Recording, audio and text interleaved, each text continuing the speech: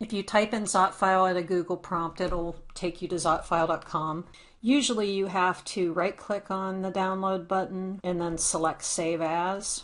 If you select the download button and it doesn't allow you to save the zotfile.xpi file, then go ahead and try that. Now to install it, you select Tools from the main menu, and then you select Add-ons. If we look, the Zotero LibreOffice integration and also the Word for Windows integration are both already installed by default. And there is a gear button that says Tools for All Add-ons is the name of the button.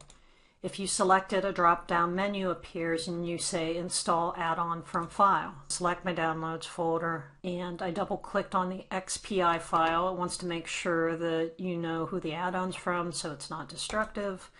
And I installed it, and then if I restart Zotero, Zotfile is available. You can tell that Zotfile has been installed because if you select Tools from the main menu, there is a Zotfile Preferences listed.